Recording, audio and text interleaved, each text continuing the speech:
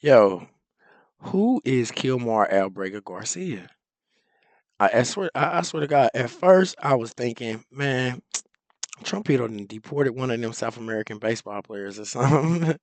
And even still, after almost 2 weeks of news on this damn gangbanger, I'm still like confused. I'm wondering who the fudge is Kilmar Garcia? Who the fudge is he? Whoever he is, he never had a damn chance with a name like Kilmar. For Christ's sakes. And even though Kilmar is a celebrity gangbanger, I'm still confused as shit. Like, so is CNN News anchor Dana Bash. Like, she typically like Trump like trolls Trump administration people, but even she is like she's struggling to understand like why are you Democrats doing all this for this man? Because I personally have never heard of Kilmar Garcia before. Yo, maybe being a high ranking MS-13 member actually has its amenities and we're just being naive. We just don't want to recognize the positive sides, like because I refuse to believe that these Democrats are making all this noise for this baby mama beating, border jumping gangbanger. You know what I'm saying? It just absolutely has to be more than that. Even Democratic Dana Bash is confused. She's asking 70s legend American rock band Mission Improbable Double O Human Trafficking Van Halen. Like, dude, what is your problem? Look, they got old police data saying that he's MS-13. They got a CI who gave a testimony to a gang task force saying that he's a high ranking gang leader. Like, he got tats. He's always wearing a Chicago Bulls hat or Chicago Bulls jersey, which is their, the symbol for MS-13. He don't like the Bulls. Like, he lives in Maryland. I mean, yes or no? Is he even really a gangbanger for real? Like, that's all she's asking. Like, do you know if he's at least a gangbanger? My name is Marcus Russell. This is the Marcus Russell Show. I mean, yo, he didn't. You know what he said? You know what he answered to that when she asked him? Matter of fact, I'm gonna run the clip so you can check it out. And joining me now is Democratic Senator Chris Van Hollen of Maryland. Senator Van Hollen, welcome back to Meet the Press. Kristen, good to be with you. It's wonderful to have you. I know you've had a long several days, so we really appreciate your being here in person. You just returned from El Salvador, as I just laid out, to meet with Mr. Abrego Garcia. You were rebuffed multiple times from entering the prison where he was initially being held. Secot. He has, as you said, been moved since then to a different facility. Did you accomplish what you set out to on this trip? I did. I had two missions. One was to ask the government of El Salvador to not be complicit in this illegal scheme with the Trump administration and to release him. I made that request to the vice president. They denied that request. My other major purpose was to just see Abrego Garcia, to see if he's alive. What? Nobody has heard from him since he was disappeared. He tried to make a phone call from the Baltimore Detention Center after he was illegally abducted, but he couldn't do that. So my purpose was to meet with him, to be able to tell his wife, Jennifer, and his family that he was alive. And despite all the circumstances, he said that his biggest worry was about his family. Well, it was an emotional news conference with his wife standing there with you. You know, while you were in El Salvador, the White House was counter-programming, effectively releasing information about Mr. Abrego Garcia's background, including a police report suggesting he's a member of MS-13, details about a restraining order from his wife, who ultimately dropped the matter, and a police report in which an officer said he suspected Mr. Abrego Garcia may have been involved in human trafficking. Now, he's never been charged with a crime, but is his past complicating the broader argument that you are trying to make here about due process? Well, what Donald Trump is trying to do is change the subject. Let's make Answer the question. No bones about that, right? This subject is that the Trump administration is ignoring a Supreme Court order 9-0 to facilitate his return because they admitted in court, the Trump administration, that he'd been wrongfully detained. Now, what I have said is Donald Trump and his administration need to put up or shut up in court. Instead of litigating this through social media, here's what the judge in the court case said, and I want to read it to be precise. Judge.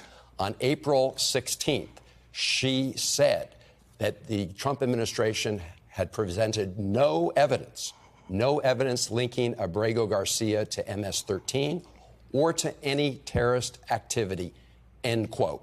So if you have evidence, take it to the court. That's where we litigate these things.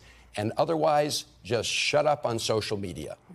You know, the other thing The that we nerve. witnessed at the White House this week, Patty Morin, the mother of Rachel Morin, who is a Maryland woman who was murdered by an undocumented immigrant, you're very familiar with this, was at the White House, and she did speak from the White House briefing room. I want to play you a little bit of what she had to say and get your reaction on the other side. Take a look. Yeah, get his reaction. To have a senator from Maryland who didn't even acknowledge or barely acknowledge my daughter and the brutal death that she endured, leaving her 5 children without a mother and now a grandbaby without a grandmother, so that he can use my taxpayer money to fly to El Salvador to bring back someone that's not even an American citizen. That's crazy. Why does that person have more right than I do, or my daughter? What is your response to Mrs. Morin? Facts. My heart goes out to the Morin. Is that your response? They experienced an unspeakable tragedy in the murder of their daughter. And I said at the time, You owe my Kilmore heart some goes out money to or the Morin something? family. And I'm very glad that the killer of Rachel has been convicted in a court of law. That is how we hold guilty people accountable. The courts of law are also where people get to have their due process, so we don't unfairly punish people who don't have criminal records. And so my view is you can crack down and hold guilty people accountable and also respect the due process rights of everybody who is in court. And I'm not sure why Abrego Garcia's rights should be denied based on an awful murder that he had absolutely nothing to do with. Let me ask you about the broader optics of this trip. You actually posted your meeting on social media after it took place. The president of El Salvador also posted one on social media trying to mock the moment. He said, quote, Kilmar Abrego Garcia miraculously risen from the death camps and torture, now sipping margaritas with Senator Van Hollen in the tropical paradise of El Salvador. Now, you said these drinks were staged, essentially brought over by waiters who were ordered to do so by the El Salvadoran government. Do you think you walked into a trap here set up by the president of El Salvador? Absolutely not. They had no intention of letting me meet with Abrego Garcia until they felt the pressure. They felt the pressure from people saying, why are you, complicit in this illegal scheme? Why are you denying his wife, his lawyer, or anybody the opportunity to speak with him? So my mission was to be able to say that he is at least alive. You're right. It's the lengths that both the El Salvadorian president, Bukele, and Donald Trump will go to deceive people are boundless, right? Sure. Was that the key reason you think why the government ultimately, as you're about to leave El Salvador, brought him to you? Yes, absolutely. I think the images of soldiers blocking us from trying to see Mr. Abrego Garcia and the press conferences we had with local media, where I pointed out that El Salvador is actually violating international law by preventing Mr. Abrego Garcia from having any communication with anybody.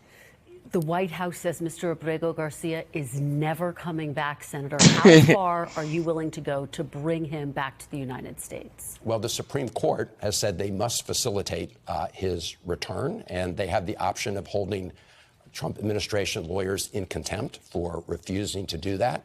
I know that the embassy in El Salvador has not been instructed by the administration to lift a finger in accordance with the court order. Now, Attorney General Bondi did say the United States would send an airplane down. So when I met with the vice president of El Salvador, I said, of course, we're not asking you to smuggle Abrego Garcia back to the United States. Just open the prison, let him walk out, and then Attorney General Bondi said we'll send a plane. So there are also pressures we can put on the government of El Salvador, including through, people deciding not to invest in El Salvador, Americans not traveling to El Salvador. So I think there are other pressure points here. You mention the courts. Given the fact that the Supreme Court has ordered the administration to facilitate the return of Mr. Abrego Garcia, Mr. Abrego Garcia remains in El Salvador. Do you think that the Trump administration is ignoring the courts? Do you think that the country is currently in a constitutional crisis? Oh, yes, we are. They are very much flouting the courts as we speak. As the courts have said, facilitating his return means something more than doing nothing.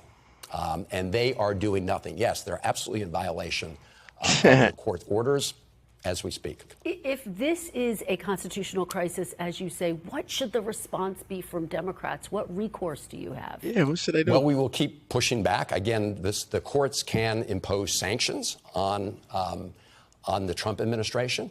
The Trump administration is going to pay the government of El Salvador $15 million to take these prisoners, including the illegally abducted Abrego Garcia.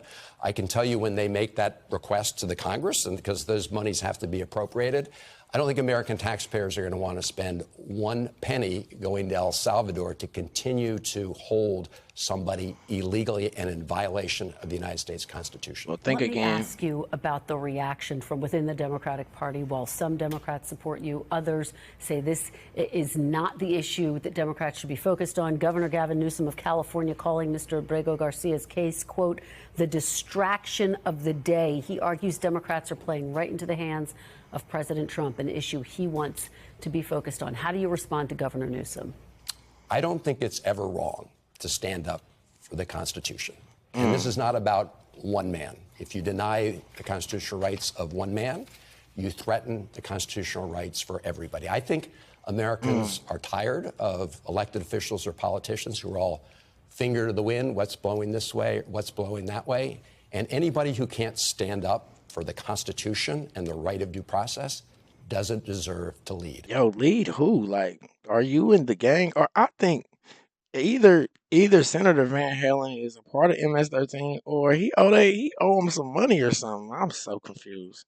I mean, I'm jealous when these people who not even from this country get more love than us. You know what I'm saying? And by us, I mean me. Do you know how many times that I have been abducted by authorities without being charged, without due process? Do you know that being denied a phone call is a right that hard R's like me are accustomed to? You know, that happens all the time. You know what I'm saying? Get it, man. What makes Kilmore so special? It don't even be no phones in them forever rooms that they lock you up in. It's called a forever room because they will throw you in this room with 100 bodies with a mat to lay on the floor and leave you in there forever, like 5-6 days. No phone call. There's no phone in there. You know what I'm saying? And then, like, no shower, none of that. And if you care so much about prison rights, Van Halen, then why wouldn't you just ask one of us? We would have told you. You ain't have to fly all the way out the country and ask some gangbanger. I'm just jealous. Because, man, ain't no Democrat ever went on the news to speak on my behalf. You know what I'm saying? On our behalf. By our, I mean on my behalf. Now check it. I ain't never been abducted and flown out the country or nothing like that. But essentially, they flew Kilmore home for free. As far as not getting due process, he's had due process several times. Several judges had him in court and told him, "Get the freak out of our country. Get the fudge out." And as far as not getting a phone call, those are rights that are denied to Americans all the time, regularly. You know what I'm saying? I am American, right? Am I American? I swear to God, sometimes I don't even know. Because these Democrats, they ain't never went out their way to help me.